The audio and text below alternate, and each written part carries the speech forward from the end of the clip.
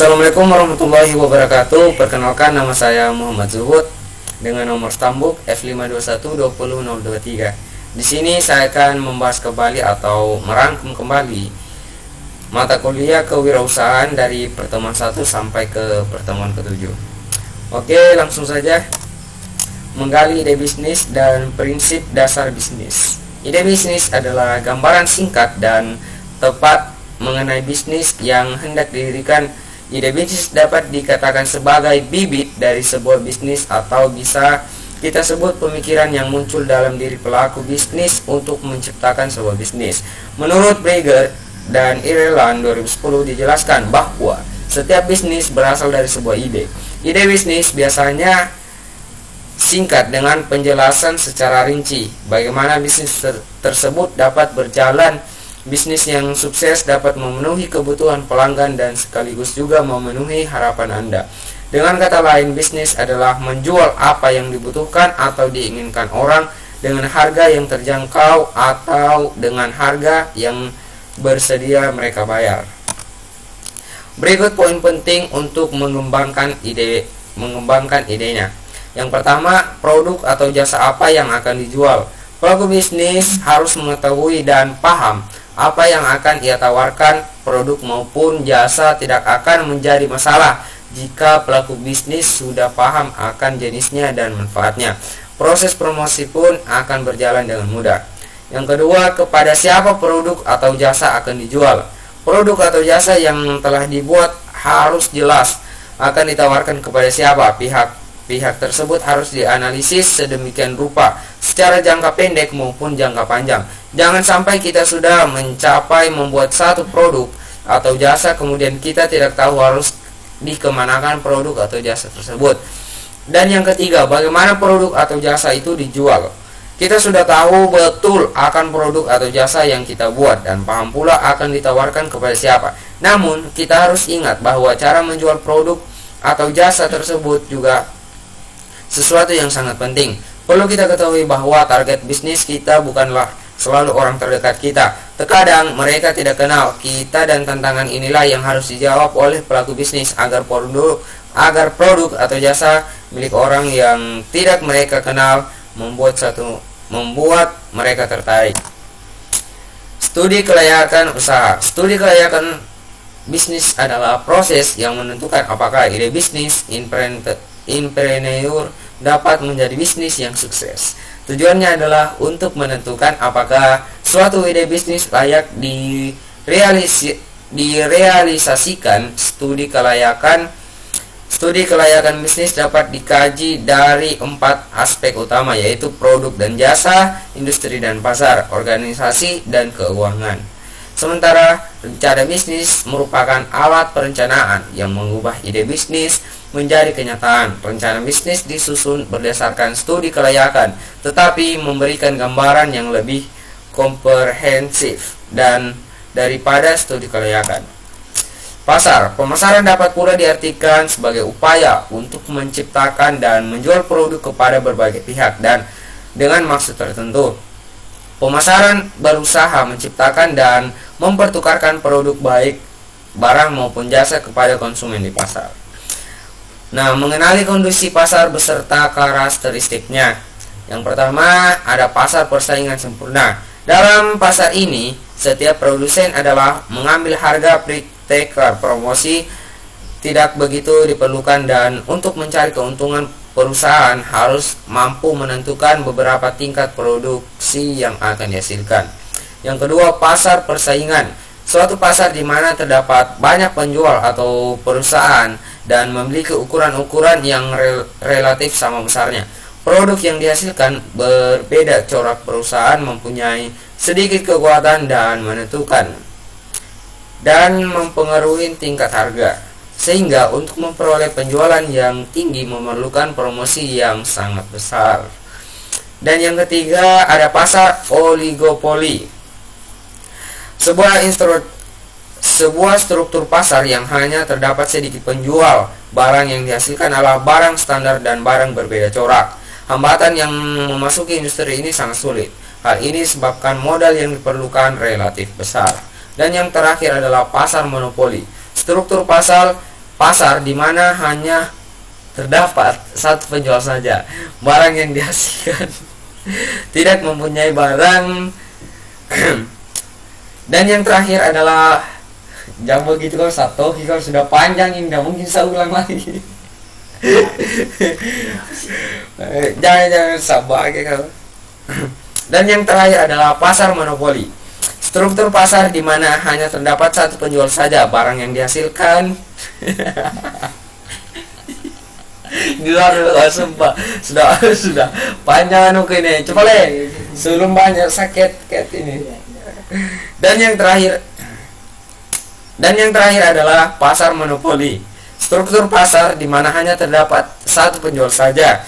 Barang yang dihasilkan tidak mempunyai barang pengganti yang mirip. Sangat sulit memasuki industri ini karena adanya hambatan pengusahaan bahan mentah yang strategis oleh pihak-pihak tertentu. Terdapat skala ekonomi dan peraturan pemerintah untuk memperoleh keuntungan yang maksimal. Perusahaan harus mampu menentukan tingkat harga dan jumlah produk yang harus dijual secara bersamaan.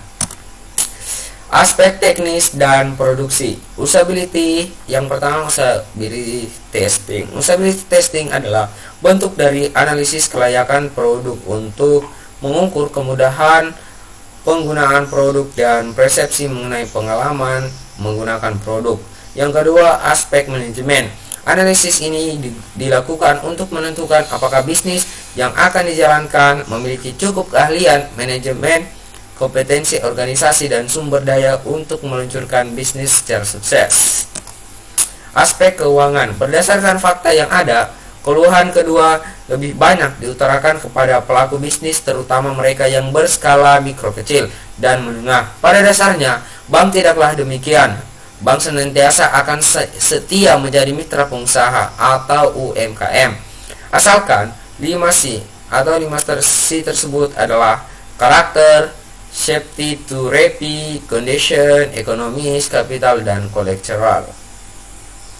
Sebagai persyaratan dipenuhi oleh calon direktur. Yang terakhir, aspek hukum dan perizinan. Secara spesifik, analisis aspek hukum pada studi kelayakan bisnis bertujuan untuk yang pertama, menganalisis legalitas atau usaha yang akan dijalankan. Yang kedua, menganalisis ketepatan bentuk badan hukum dengan ide bisnis yang akan dilaksanakan. Yang ketiga, menganalisis kemampuan bisnis yang akan diusulkan dalam memenuhi persyaratan perizinan. Yang keempat, menganalisis jaminan-jaminan yang bisa disediakan jika bisnis akan dibiayai dengan pinjaman. Yang terakhir adalah aspek lingkungan. Analisis aspek lingkungan dilakukan untuk menjawab apakah lingkungan setempat sesuai dengan bisnis yang akan dijalankan dan apakah manfaat bisnis bagi lingkungan lebih besar dibandingkan dampak negatifnya. Suatu ide bisnis dinyatakan layak berdasarkan aspek lingkungan sesuai dengan kebutuhan ide bisnis dan ide bisnis tersebut mampu memberikan manfaat yang lebih besar dibandingkan dampak negatifnya di wilayah tersebut. Aspek lingkungan dalam studi kelayakan bertujuan untuk yang pertama, menganalisis kondisi lingkungan operasional, dan yang kedua, menganalisis kondisi lingkungan industri.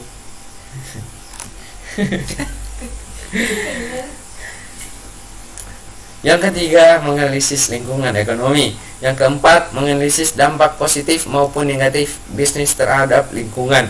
Yang kelima, menganalisis usaha-usaha yang dapat dilakukan untuk meminimalkan dampak negatif bisnis terhadap lingkungan. Manajemen sumber daya manusia. Perencanaan tenaga kerja. Kebutuhan tenaga kerja harus disesuaikan dengan jenis usaha agar kompetensi tenaga kerja benar-benar sesuai dengan yang diperlukan perusahaan. Analisis pekerjaan. Analisis pekerjaan atau analisis jabatan berkaitan dengan proses identifikasi tugas-tugas yang harus dilaksanakan dalam perusahaan serta identifikasi tentang karakteristik keahlian dan pengalaman tenaga kerja yang diperlukan untuk menjalankan tugas-tugas yang terurai dalam deskripsi pekerjaan atau jabatan tersebut. Rekrutan tenaga kerja. Rekrutan tenaga kerja adalah proses untuk mencari calon atau kandidat pegawai, karyawan, buruh, manajer, atau tenaga kerja baru untuk memenuhi kebutuhan SDM organisasi atau perusahaan. Seleksi tenaga kerja. Seleksi adalah suatu proses menemukan tenaga kerja yang tepat dari sekian banyak kandidat atau calon yang ada. Tahap awal yang perlu dilakukan setelah menerima berkas lamaran adalah melihat daftar riwayat hidup atau CV, kurikulum fit milik pelamar. Proses penerimaan tenaga kerja, pengelolaan tenaga kerja. Di sini startup bisnis. Startup bisnis adalah struktur bisnis yang dimulai untuk memecahkan permasalahan dengan menggunakan produk atau jasa layanan. Pengertian startup bisnis menurut Paul Graham adalah perusahaan yang dirancang untuk tumbuh dengan sangat cepat. Untuk mengetahui lebih lanjut, di sini saya sudah memberikan penjelasan sejarah singkat bisnis startup. Kembali melihat ke belakang, ternyata penggunaan istilah startup pada hal-hal yang berhubungan dengan teknologi, website, internet, dan lainnya terjadi dikarenakan istilah startup sendiri dimulai populer secara internasional pada masa bubble.com. Lalu apalagi bubble.com itu? Nah, karakteristik bubble.com: usia perusahaan kurang dari 3 tahun, jumlah pegawai kurang dari 20 orang, pendapatan kurang dari $100.000 per tahun, masih dalam tahap perkembangan, umumnya beroperasi dalam bidang teknologi, produk yang dibuat berupa aplikasi dalam bentuk digital, biasanya beroperasi melalui website. Perkembangan bisnis startup di Indonesia. Perkembangan bisnis startup di Indonesia bisa dikatakan cukup pesat dan menggembirakan. Setiap tahun bahkan setiap bulan banyak founder atau pemilik startup baru bermunculan. Menurut dailysocial.net, sekarang ini terdapat setidaknya lebih dari 1.500 startup lokal yang ada di Indonesia. Potensi pengguna internet di Indonesia yang semakin naik dari tahun ke tahun tentunya merupakan suatu lahan basah untuk mendirikan sebuah startup. Sistematika penulisan atau business plan.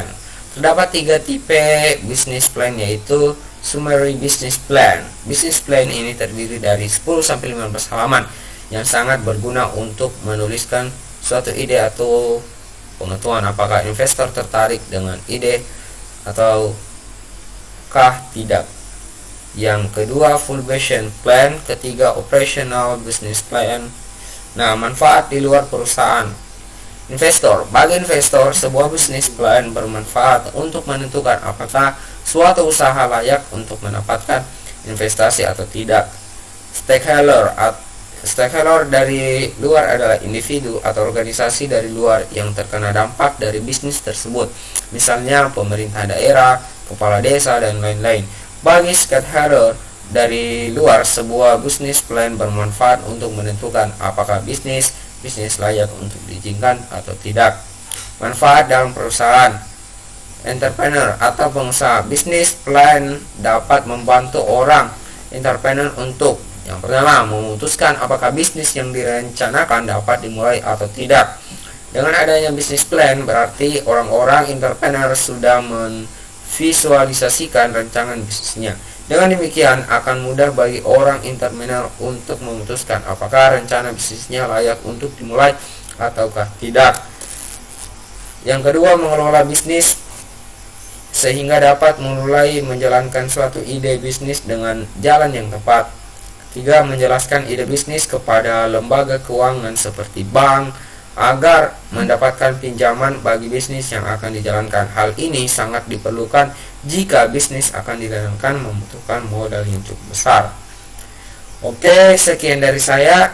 Mungkin hanya itu yang menurut saya poin-poin penting dari pertemuan 1 sampai pertemuan ke-7.